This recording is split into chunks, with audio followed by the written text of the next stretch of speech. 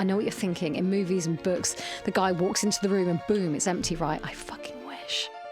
I walked into my room and it was completely dark, but I could hear breathing. Oh, gross. Heavy breathing. Grace was in the farthest corner of her bed, cowering in the corner, and a white man, dressed all in black with a large black bag, was bleeding out on the floor beneath the window he'd climbed through. Okay, so who was Johnny fighting? Did he ever tell you? The Blue Men.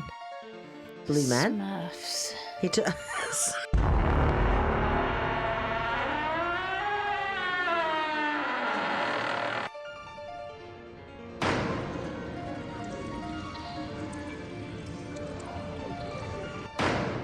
Welcome to episode 86. 86 maybe? Of Huns. We don't know. Ghost Huns.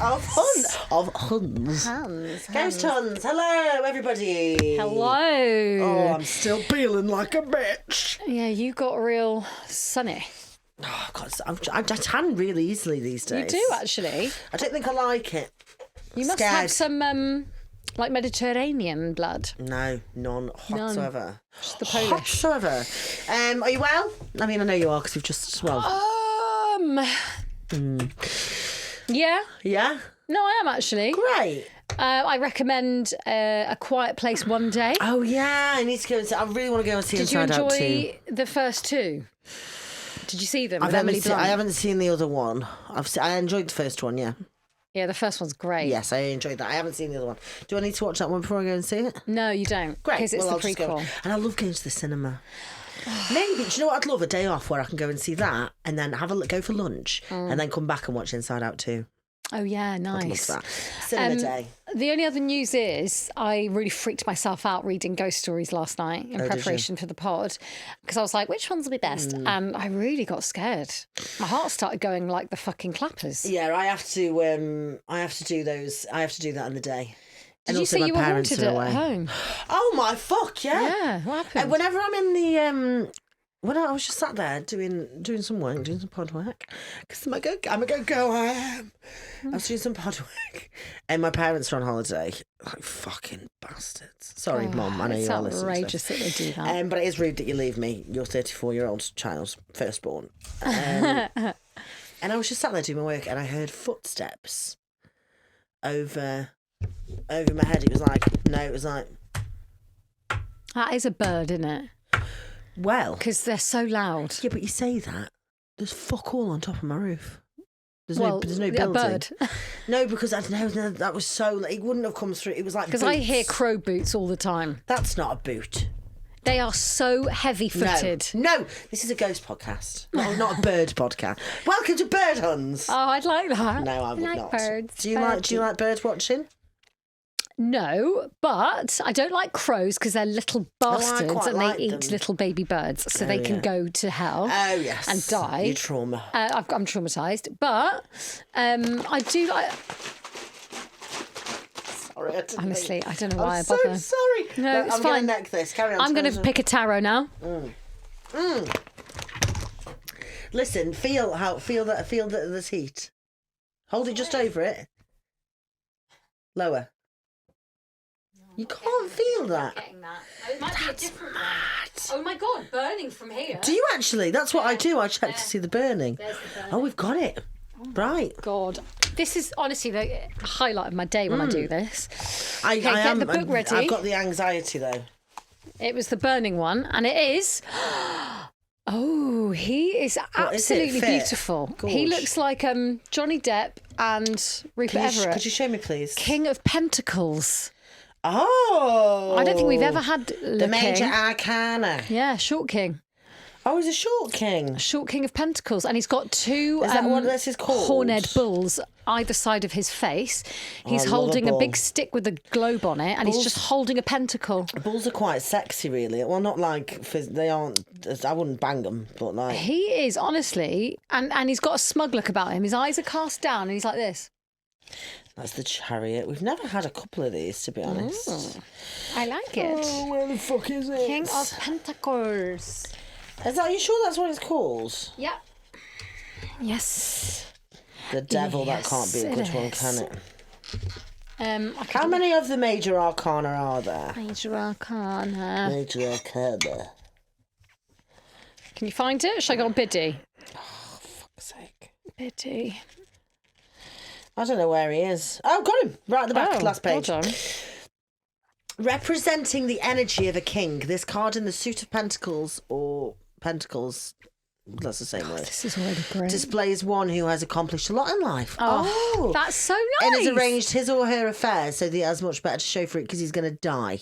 Shut up. Possessing a practical genius in the ways of the world. He loves to build things because he's so good at deal making. This character is privy to the biggest deals in town. He has he has the power to make or break people financially. I fucking love this. Although this does not always win him love, it certainly earns him respect. I'm gonna broke some fucking deals today. So the advice for this is to behave as though we're already a success as a pod. Wow. Yeah. I should go to Wall Street today and buy some stocks and shares, shouldn't I? God, I don't know if you need to go there. I want to go into the Wall Street. I'd like to buy some stocks. God, this is good, actually. King of Pentacles, it says represents material wealth, financial abundance, and worldly success. Oh my God, yes. We're getting on CBeebies. I'm a faithful provider. You're welcome. And I use my ambition and confidence to create wealth for myself this was about and the pod. others. It is about the pod. Now you've turned it onto yourself. I see. Well, it's about the person who picks it. Oh, I thought it was about the pod. It is about us both. I thought it was about if you don't want this my is wealth, classic. then fine.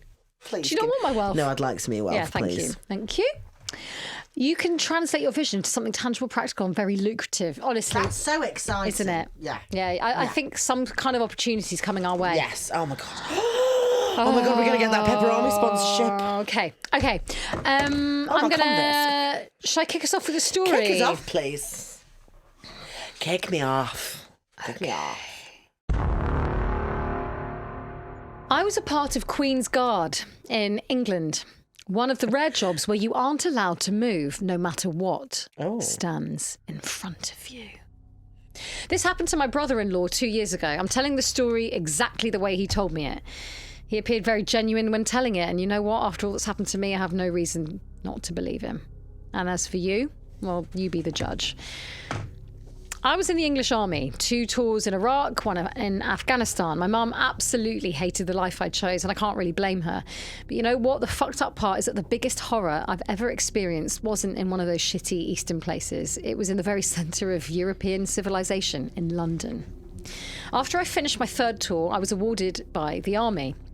Apparently, surviving fighting the Taliban in mountains is reason enough to be honoured. They offered me a spot in the Queen's Guard. I'm not sure how much you know about that, but in England, it's a pretty big deal. And I hated it. I was permanently stationed at home, and as a reward for my bravery, I was now standing in front of buildings, motionless, while annoying Chinese tourists tried to make me laugh. I wanted out, but the honour of the position, combined with my mother's happiness that the biggest danger I could ever face would be an Asian tourist, I had no choice but to do it. Only, if I knew I'd be safer in some cave in Kabul. Anyway, I was stationed to work at the Tower of London a few shifts a week. Shifts were usually 2 to 3 hours long, depending on how many people worked that day. I've got to tell you, that job gets old quickly. Drunk people who try to mess with you, along with annoying tourists who think they're the first ones to ever try and make you laugh. You just want out of your own skin. But it was a job, and it paid. So I shut the fuck up and I did it. Now, this one day in 2012... it started boring as any other day. I had a few French guys trying to mess with me. They really are the worst, and you can't do shit unless they threaten you. Then I had a group of drunk Russian chicks, which wasn't so bad. The heat was just starting to melt that fucking hat into my skull when a group of tourists showed up. Some sort of guided tour, I assumed. They all did their standard spiel, pictures, funny faces, jokes, etc. They all had their cameras out, and they all wore the same t-shirts, some Big Ben tour bullshit. All but one. I noticed her standing in the back, just staring at me. She was a good-looking woman, probably early 40s, dark, long hair and somewhat pale, which made me think she was English. She did seem to be part of the tour, as she stood with all of the others. After the group finally took enough pictures and realised I wasn't going to laugh, they started moving on. Except the pale woman, who stayed and kept watching me. Now, I've seen my fair share of people doing all kinds of stupid stuff to get a reaction out of me. But this was a new one. Not only that, this lady was committed. 2 hours and hundreds of tourists later, she still stood in the very same spot, just staring at me. The day got pretty hot, and there was no way she was comfortable, but I shit you not, she was calmer than I was. She wasn't smiling, which was strange, because I assumed she was trying to make me react. About 30 minutes later, when the crowd around me slowly died out, she took a slow step towards me. Then another one.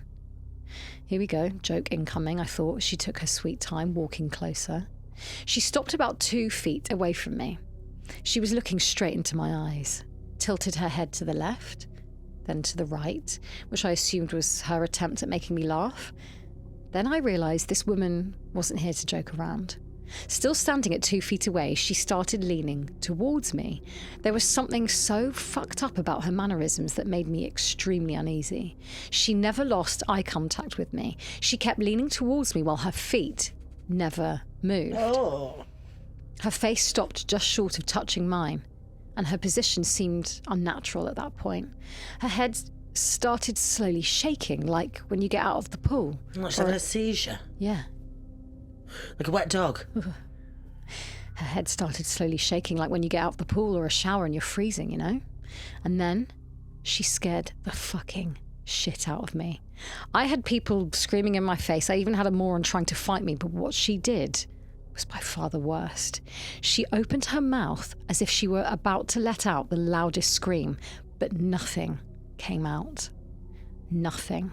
She just stood there, leaned at an unnatural angle, inches from my face, letting out a silent scream or whatever that was out of her wide open mouth, and the speed of her shaking increased. Now, I'm not going to lie, even though it was a really hot day, I started to feel cold and goosebumps ran under my uniform. I finally got myself together and started marching away from her. We're allowed to do a 10-step march occasionally. When I got to the end of one way, I stopped and closed my eyes. I just wanted her to be gone, and when I turned around, as I made a 180-degree turn, I froze. She was right in front of me. Leaned all the way to my face, mouth open even wider, head now shaking uncontrollably. I was so taken aback I was unable to react. Noise, screaming and other stuff I can deal with, but this silent, creepy fucking behaviour was honestly intimidating me. "Make way for the Queen's Guard," I yelled. We're allowed to say that when someone is in our way. She didn't react, but she did lean further in, to about an inch from my face. "Make way for the Queen's Guard," I yelled, even louder, hoping my voice wouldn't break. She had absolutely zero regard for my orders. Unwilling to deal with the bullshit any longer, I stepped back and pointed my bayonet at her. That was our last resort for annoying tourists. She immediately closed her mouth and leant back into a normal human position. I wasn't going to wait for her to do whatever she was about to do, so I started marching around her. When I got back to my post, I turned around and stood still. I couldn't see her in the corner of my eye, which gave me a huge relief. Jesus, this fucking job, I thought. I'm going to have to look into 10, 9, 8. Someone whispered in my right ear. It must be her. She was behind me. 10, 9, 8. Whispers came from my left side. Goosebumps were at an all-time erect now. Hilarious, isn't it? Combat vet, killed more people than he'd ever want to admit, is now scared to hell of some batshit tourist lady. 10, 9, 8, 10, 9, 8, 10, 9, 8. She sped up her whispering, then walked in front of me. 10, 9, 8, 10, 9, 8. She was now whispering incredibly fast. Actually, whispering doesn't describe it properly. It was like yelling, but in a whispered tone, if that makes any sense. It was surreal. She leaned towards my face again, whispering those fucking numbers frantically. I was about to break my orders. I couldn't take it anymore. There was something fucked up about this woman, and I couldn't deal with it. "Ma'am," I spoke in a voice of the biggest scared pussy. Sorry, I can't say it like that. Scared pussy. I thought you just threw it in there to throw me off. Biggest scared pussy. The biggest scared pussy. Can I just say that that word is one of the worst words It's in awful, the English isn't it? language. Yes. Horrible. I'm just and gonna. even worse I'm because gonna. you looked me in the eye. You weren't very scared pussy. I was scared to even say because I was like, "How am I going to say that Gross. normally?" Yeah. Ma'am, I said. "Ma'am, will you please step?" And then a huge group of loud tourists ran up to us. The crazy woman leant back, still looking at me. She whispered 10, 9, 8 one more time while never losing eye contact. Then she walked away. As slowly as she moved around me, it was so strange watching her slowly disappear into the crowd. All that was left was a strange feeling of something unnatural, that and a group of life-saving Asian tourists. Never thought I'd be so happy to see a Nikon-snapping Chinese guy. After my... Isn't Nikon fucking Japanese? Whatever. I absolutely will not be commenting. Yeah. After my shift was done, I went into our base and told the story to a couple of guys. They all had some experience with creepy people, but never on this level. When our shift commander came, guys jokingly told him how I was abused on duty. He wanted some laughs, so he asked for the full story. But when I started telling them what happened, he quickly lost his smile. Stop, he said. Did you talk to her? Sir, I asked, intrigued. Son, did you or did you not speak to this woman?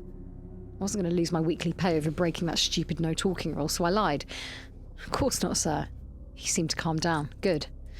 And if she ever comes back, never talk back, understood? And that goes for all of you.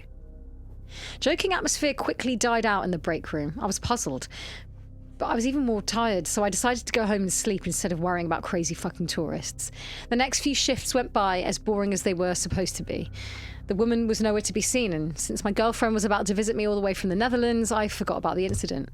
Tuesday night, around 3 a.m, I was awoken by a loud banging at the door. Fucking hell. For some strange reason, the first thought that crossed my mind was that fucked up woman from a week ago. Babe, would you mind peeping through the hole to see who it is? I lazily mumbled as I gently pushed my girlfriend. She was dead asleep, it says here. Why don't you fucking go, Mr. Afghanistan? Go on. Yeah. What, you fought the Taliban, but you can't get out of bed? Yeah. What? Do you know what? Oh, some. I tell you what, the army. Not everyone. Not all. Yeah, not all men. But I tell you what, the Jesus. army attracts some fucking pieces of work. He's a piece of work. Want to wake me up, mate? What you want to think? fucking wake me up? And he's like, I woke up thinking it was the fucking unnatural woman. Oh, girlfriend, could you check it out? That's absolutely Come on now. outrageous. Come on now. Get your bayonet, you prick. You get your bayonet out and fucking do it yourself. Pussy-hole. We don't like this man anymore, do we? Sorry, Mum. Sorry. Do you feel I'm so aware that my mum listens to this? Yeah, very aware of every time we do this. Sorry. Babe, do you mind peeping through the hole to see who it is? I lazily mumbled as I gently pushed my girlfriend. She was dead asleep. I swear nothing could wake her up. Semi-conscious, I stumbled through the hallway into the door. Who is it? I muttered while peeking through the hole, but it was too dark outside. That sobered me up. Who is it? I asked again, but the only answer I got was louder banging. Wow. Fuck it, I thought as I took a deep breath and opened the door.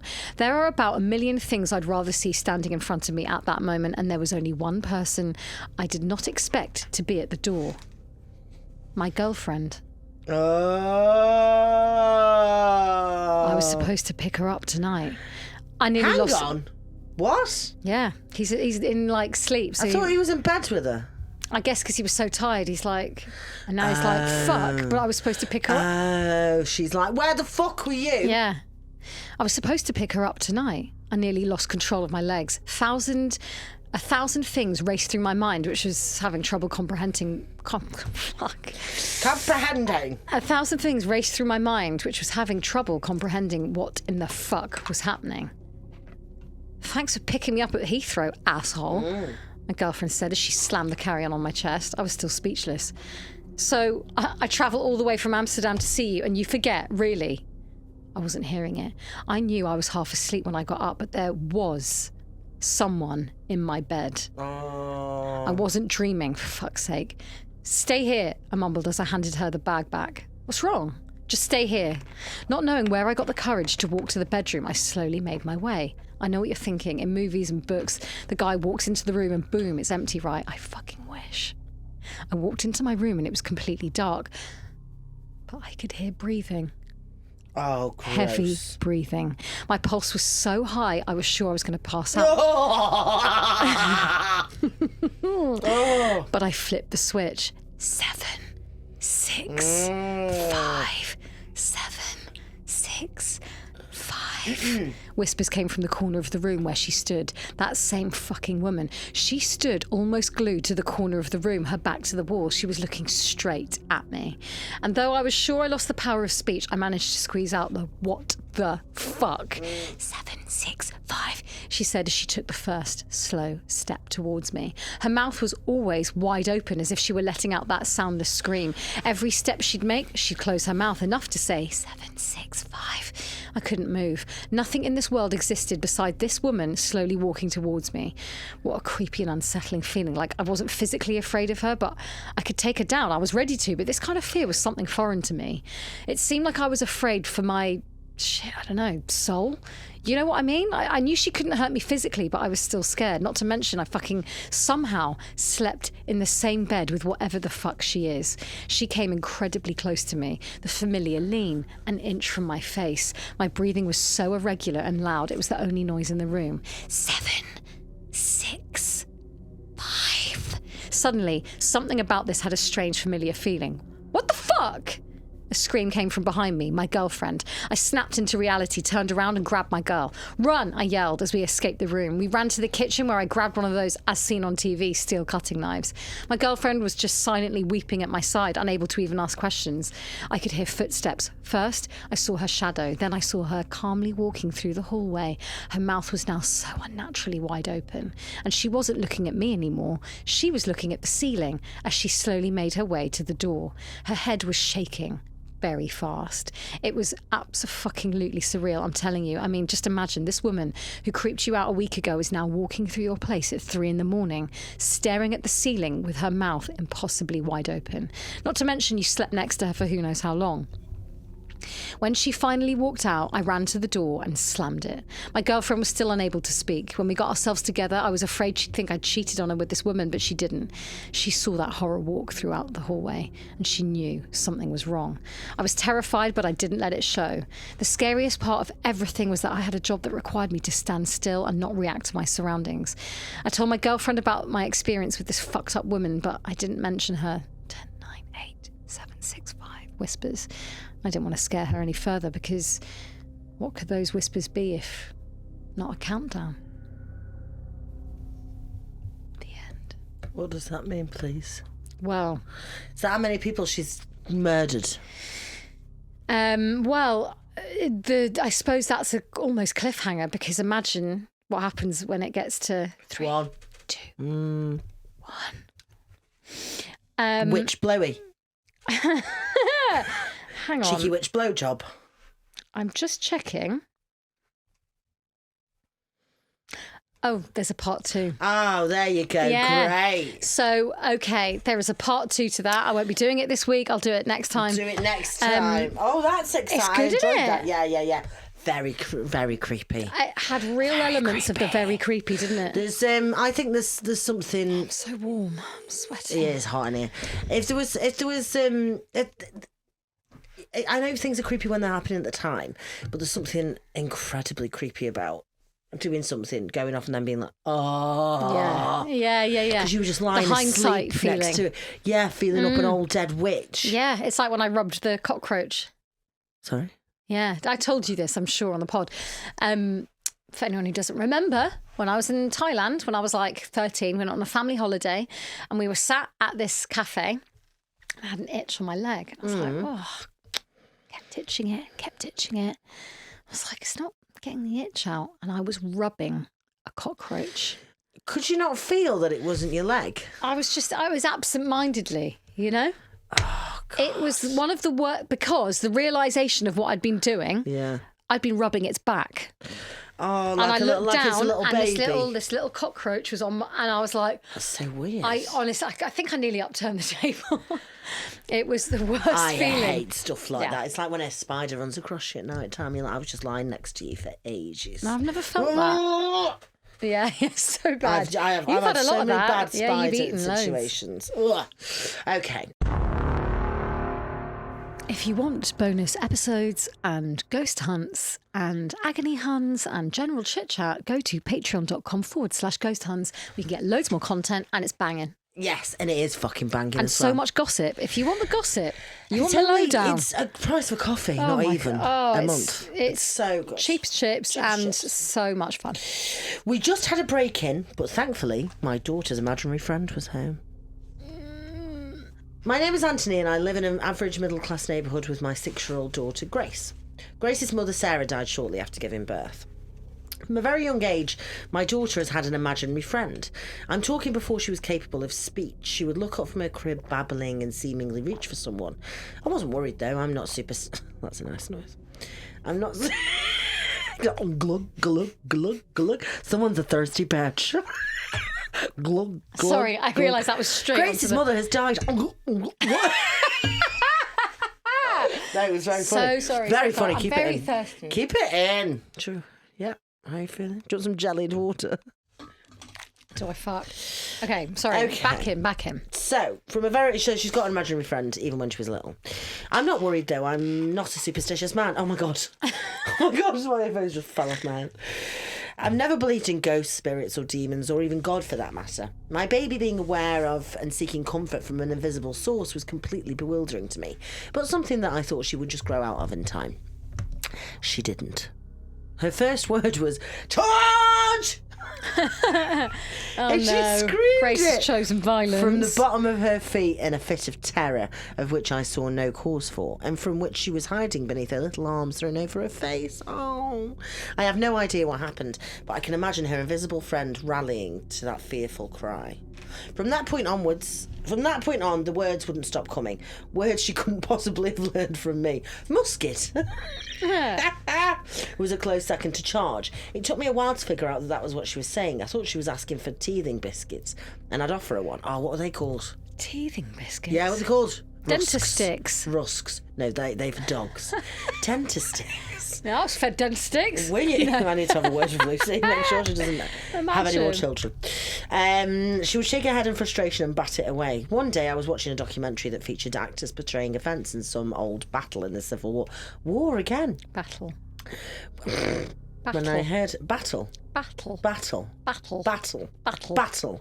Why are you saying battle? Like Battle. Is it battle or battle? Battle. Battle. Battle. Battle. What are you saying? Battle. What? But isn't it? Battle. It's Battle. no, Battle. Battle. Battle. It's battle. Battle. Battle. Like rattle. Shake You your just rattle. said like rattle. Rattle. Battle and rattle and tattle. rap. Oh, I've just done it then. Tattle. See? Tattle. So I think maybe both Battle. are right. I think Battle. It shouldn't be right. Battle. That sounds horrific. Battle. Sorry, please carry on. I'm really enjoying that. Thank you. One day I was watching a documentary that featured actors portraying events in some old battle in the Civil War when I heard her little feet slapping across the wooden floor. She ran at the TV and yelled, "Musket!" That's quite cute. pointing at the actor fake loading his gun. I told her she was right and she did a little dance that I taught her to do when she did something right. Sounds a bit weird. Maybe I should have realised how odd this was, but I was more concerned with all the money she would need for school. She's obviously going to get multiple degrees. Of course, she'll get scholarships too. She's a very bright girl with no fascination with Says war. every parent ever when they've got a thickish pig shit kid. I'm most scared. Like, do your dance. It's like there's no word. She's like, most scared. Charge. It's like, yeah, she's going to get lots of scholarships this year. Okay, cool. Oh, and she has her mother's dancing ability. Which means that like she's pissed singing Gloria Gaynor doing some weird dance at a karaoke. As she grew, she started talking more and more and playing 3/4 of the day like any 6-year-old. Fortunately for me, her friend Johnny kept most of her attention. Grace just has too much energy for me to keep up with for long. Arthritis is a curse. Fucking hell. Despite my feeling, I was just going to be like, "Where's her mum?" And then I remembered. She grew a fondness for dresses, so much so that I ran out of dresses one day and she threw a fit.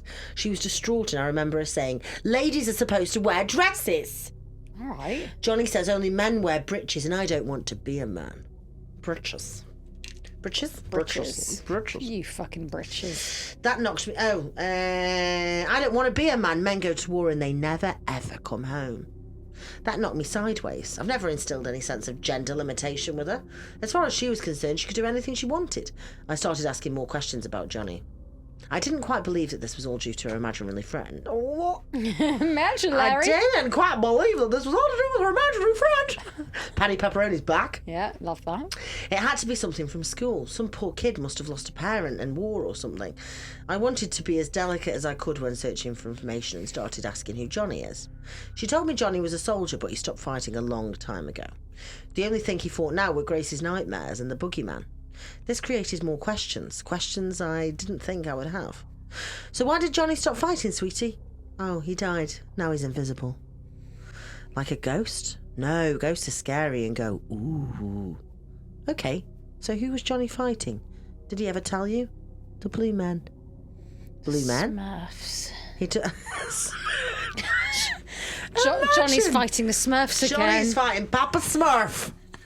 That little creepy fuck. Yeah, exactly. Fight The him. Smurfs are weird. Yeah, they are. I never liked them. No, I didn't. I hated Barney the dinosaur as well. Oh, really? I couldn't fucking stand that dinosaur. I don't think I minded him. I hated Barney. Did you? Why? I- Scared you? No, I just... So it was annoying. Annoying. Yeah. Big. Just bad and- political views. Yeah, terrible views. I just thought Barney was the annoying. Is the word I'd use, actually. Cloying. A cloying, lumbering, yeah, fucking purple twat. Yeah, purple lump. Just get away. Yeah. Big purple bell piece. Yeah, bell piece. A right bell piece. The Blue Men? He doesn't like to talk about it, Daddy. Oh, okay. Dad? Yeah, Gracie? Johnny says he watches out for me because he needs to make things right. I don't know what's wrong, but I'm sure he will fix it. I can help too. He's my bestest friend. Well, any friend of Princess Gracie is a friend of mine. Life went on as usual. Grace continued to frolic in frocks. Oh, God. And I was more diligent in laundering them. Everything changed in one night. I woke up from a deep sleep to a loud crash coming from the room across the hall. Grace's room. Fuck me. I immediately ran and opened the door. It's strange how all your pain fades away in moments of panic, but I'm grateful for the speed it allowed out because of his arthritis. Oh, it's arthritis. On the floor, there was a large, dark mass, unmoving. I flipped the light on. I don't know why I didn't when I opened the door. I can rationalise it as not wanting to blind myself in a moment of unknown. However, the truth is probably closer to me not wanting to see what was actually happening in my daughter's room. Grace was in the farthest corner of her bed, cowering in the corner, and a white man, dressed all in black with a large black bag, was bleeding out on the floor beneath the window he had climbed through. Blood was soaking through his shirt. Little pink bubbles rising from his lip. Oh, gross. I rushed Grace out in front of the yard and called 911. The police and ambulance came quickly, but the intruder didn't make it. I felt awful. He broke into our home, but didn't that mean that he deserved to die? I was confused. The police didn't understand when I told them that I had no gun in the house and wasn't even present when whatever happened went down. I was terrified, and I couldn't believe that someone would break into my home just to do that in front of my child. But the intruder didn't have a gun. I could tell that the police didn't quite believe my lack of weapons story. Well, yeah, because he died. But they said that he was probably attacked by an accomplice who had a change of heart. Grace, however, told us that Johnny had shot the man with his musket and then disappeared. Oh, musket. Musket! Charge! Charge! One of the policemen patted her back gently, didn't believe a word, and gave me the number of a child psychologist. The following days are a blur. Grace kept saying that she couldn't find Johnny anywhere and asking why he would leave her between the mountains. Grace kept saying that she couldn't find Johnny anywhere and asking why he would leave her between the most heartbreaking sobs a 6-year-old can muster. I'm consoling her as best I can, but what can a father know about consoling a child on the disappearance of their best imaginary friend? Today I got a call from Detective Patterson, one of the responders to the break-in, who thought I would like to know that the medical examiner pulled a musket ball from the heart of the man who died. He was the one that didn't quite believe my harmless act, but he really didn't care, as seeing as the victim was a criminal. He also described to me the contents of the man's bag. He was the one that didn't quite buy my harmless act, but he really didn't care, seeing as the victim was a criminal and he was probably trying to burglarise us anyway. I'm so thankful that Johnny was here. No matter what he did in life, he redeemed himself in death, and I am grieved that he has moved on. Oh, So quite a nice tale. almost wholesome. Wholesome. Yeah. I'd quite like one of those. Yeah, I quite like that. A musket ball. Musket ball. But yeah, musket ball. How do they know what that is? I suppose they're experts, aren't they? That's probably like why me. I don't recommend you being a pathologist. Pulling bits out of dead people going, don't know what it is. Don't know what it is. It looks like a ball. It's a big ball. It's a bowl. Thank you. Thank you very much for that. You're welcome. Have you got a little creep of the week? I do for us? actually, yes. Shall we do that then, Kath? Shall we do that then? Shall we do that, Kath? Creep of the week. Creep of the week. Creep of the week. Creep of the week. Creep of the week. TM. TM. This is from Charlotte.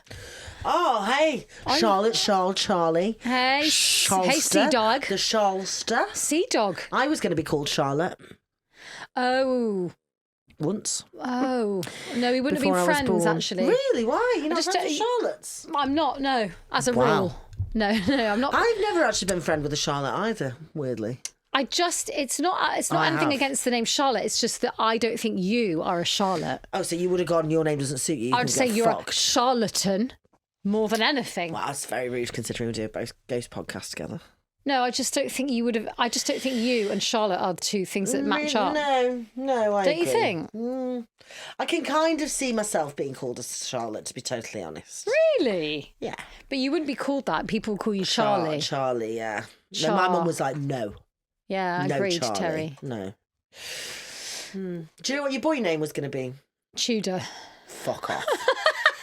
Are you taking the piss? That was my dad. Yeah, 'cause Dad's Welsh, isn't he? So he was like Tudor. And I Mum would wanted have Joe. Loved that. Fuck off. What? I was going to be Joe. No. And my boy name was Joe. Shut the fuck up. Yeah. Joe and Joe. Yeah, or was it Sam? Ghost Bros. Either me or Millie were Joe. Yeah, Joe. Ghost. Wow. The Ghost Bros are actually Jojo. Oh, fuck. Wow. Anyway, sorry, Charlotte. We've really Charlotte. deviated from your scary story. Maybe Charlotte's name was going to be Joe. Can you take the Volvic away? Until they sponsor us, get that shit away. Volvic, if you're listening, we're open. Listening, we're hearing. If you're speaking, we're listening. Okay. Hello, Hannah and Susie. I'm a huge fan of the podcast, and with every podcast I listen, the more inclined I feel to tell my story. I have a long one for you. Sorry for my punctuation. I'm a massive dyslexic. I've gone over it multiple times. I think the spell check is right. Don't apologise. Don't apologise. Please don't apologise. Don't you dare. Story time. And this is entitled, Was It Sleep Paralysis or Was It Real Life? I've always been slightly open to the spiritual world, and I'm always the first person to sense something might be in the room with us, even in an empty room by myself. I've always been able to sense that someone is in the room with me. I'm always the first one to hear a whisper or an odd smell. When me and my sister were younger, I used to scare her all the time, unintentionally. It was just because she could never see what I could see. When me and my sister were younger, we shared a bunk bed in a box room slightly bigger than most. I'll always remember the sky blue paint, the yellow curtains with pink flowers. At night, the street lights would shine through, illuminating the room. The room had a sense of a summer's day all year long. The perfect room for two young girls. Everyone else but me and Alice would think so. From what I can recall, I was always in a deep sleep when the man in the trench coat would come and block the light from the curtains. No, thank you, sir. I always remember waking up and seeing a tall man, not taller than 7 feet, but not far off, wearing a long, pale, cream trench coat. A sad energy was always followed by his presence. I never looked directly at him.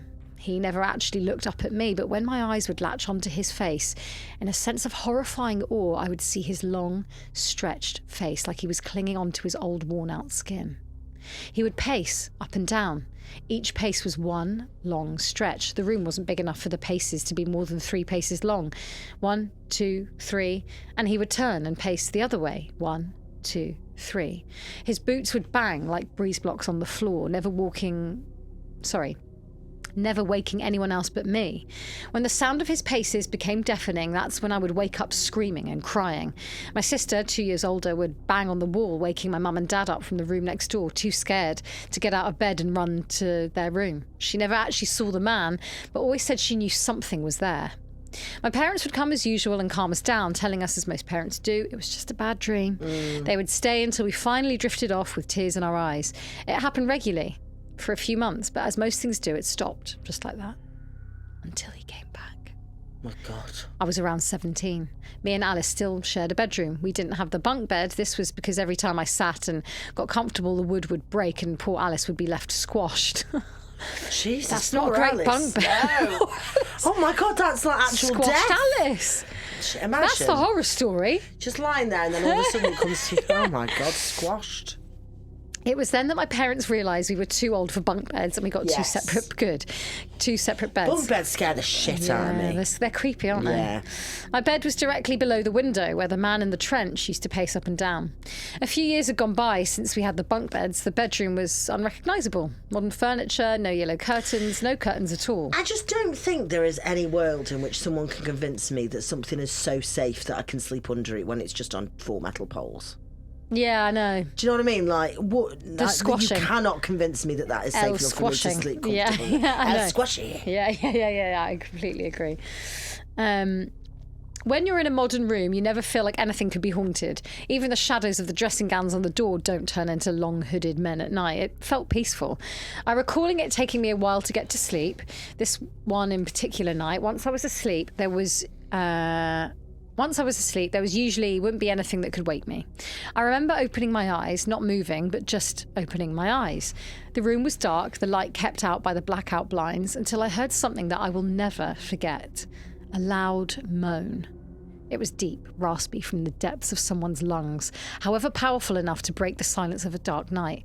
I closed my eyes and behind my eyelids, a man appeared almost as if I was dreaming, but my mind was still awake. I almost drifted into a dreamlike state. In this dreamlike state, I remember opening the blinds to see what the noise was. I've never been able to figure out whether this was reality or a dream, but there he was. The man in the long trench coat stood looking up to my bedroom window directly at me. We finally locked eyes after years of what one would say knowing each other in a weird, freaky kind of way. He let out the most blood-curdling, deep moan of pain. He never took one breath. It was constant. His skin was the same, stretched out, his hands down his side, longer than most arms. His fingertips were close to touching the soil by his feet. My eyes opened. I was back in bed. Was I awake? I tried to reach for my phone to get it on video, but I couldn't move. With every attempt to move, the moans got louder and louder. I wake up, sitting up, and my sister looks over to me. "What are you doing?" she said, halfway through whispering into a voice note through her phone. "Alice, the weirdest thing has just happened to me," I said. "What?" Alice said, smiling, thinking I had a funny nightmare. I described to her what happened. She still had the voice note recording as she was sending it to her friend. Alice then said, "I wondered why you got up and looked out the window. I said, 'Charlotte, what are you doing?' but you went straight back to sleep and didn't answer me." We started laughing nervously because we both know who the man was. And then, when I thought it was over, I got a phone call. It didn't say no caller ID. It didn't say anything, not even a name or a number. And I answered it in confusion. "Hello," in a broken voice. And what I heard next made me sick to my stomach. It was the moan.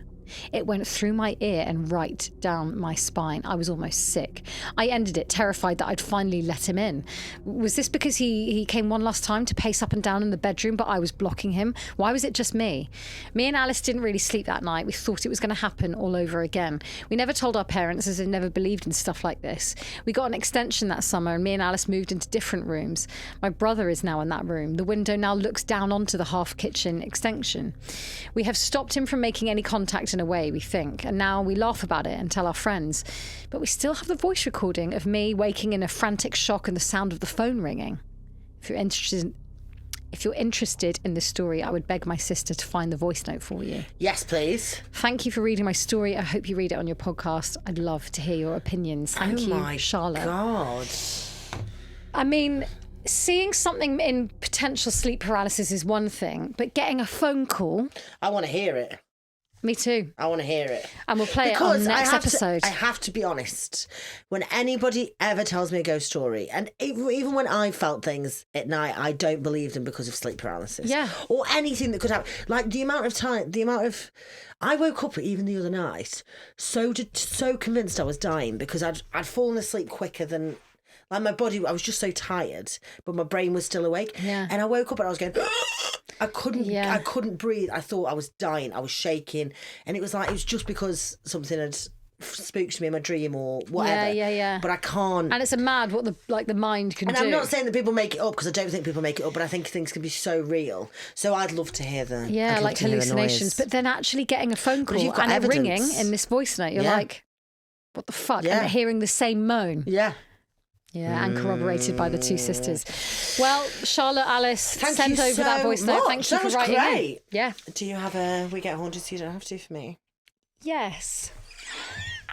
I'm going to hex one of your enemies. Are you? Because you did that for me last week, so I'm going to do it for you this week. So, who's wronged you? What's been going down? Who's pissed you right off? Me? Probably somebody in a car. Oh, really? Probably someone in a car. Yeah, cars have been annoying this week. Maybe the Amazon delivery man who left my parcel just in the rubble in my driveway. Oh, God. Yeah, there's quite a lot of parcels that come to my house, I must admit. I literally, anything I need, I order through Amazon. Like shampoo. It's bad. We are. It's really bad. We're funding Bezos, aren't we? But I can't fault him. Jeff. Do you know what I mean? Can't fault him. We've had to order some props this week. Juicy Prime. Yes, it's amazing. That's the good part. Do you know what? That's how they get you. If you make next day delivery quite cheap for people, they will be loyal. Well, do you know, like ASOS and Amazon? I'm like obsessed. ASOS, what is it? You pay £12 and you get it free for a year. Yeah, I do that. Fucking hell! It's a little subscription. Phenomenal. Somebody. Actually, I think ASOS have annoyed me this week. They sent me some trousers and. Should we hex ASOS? Yeah, they sent me some trousers and the hem came away from the back. It's the trousers I wore the other night on Uncanny Podcast. Took the trousers off. The hems all come away from the back of the thing. Yeah. So let's send put them a hex message. on. Send them a message. Okay. Send them a message. I had to get the story. I sent a message. I was like, "Can you please send someone to come collect these trousers and send me some new ones?" They were like, "Yeah, sure, no problem." Guy came and picked up my trousers. I'd wrapped them in a Tesco bag because I actually didn't have the wrapping, as I told them and explained to them that I didn't have the wrapping. And he was like, "I can't take that because it's in a Tesco bag. Go fuck yourself." So I then messaged him again, and now they're not helping me sort it out. Oh, well, they deserve a hex then. Yeah. Why don't you keep the wrapping? Because I was like, yeah, I'm keeping Lovely them. trousers and you worn them. Yeah, fair. I'm keeping them. I like them. Also, that's not on. It's so as not long on. as the trouser is returned. The trowel. The trowel is intact. Intact. Well, and ready or to not. go. And he was like, "I'm not taking that." And they looked at me like I was a piece of shit. Yeah, dirt under the foot. Yeah. Right. Okay. So now I've rearranged it for when my mum's back off holiday. She's going to give it to him. She doesn't know yet though. Terry, you're welcome. Right. Shut your eyes. Yes. Take a deep breath in and repeat after me. ASOS, what have you done? ASOS, what have you done? You have wronged this hun. You have wronged this hun. Very good. This hun. We need to return the trowel. We need to return the trowel. You must. Sounds weird, isn't it? That you obviously made this up before. I'd said all that. You must allow. For the trowel to be returned. For the trowel to be returned. What rhymes with returned? I will. Burned. Burned. Your warehouse will be burned. But when no one else is in there, because we don't want anyone to be hurt. Any loss of life. So that is a lovely hex. Thank and you. ASOS are going to maybe just lose a bit of share price. Great. Gorgeous. Yeah. Thank you so much for joining us. We will see you next week. See you next week, guys. Bye. Thank you so much. We love you. Love you, Hans. Bye.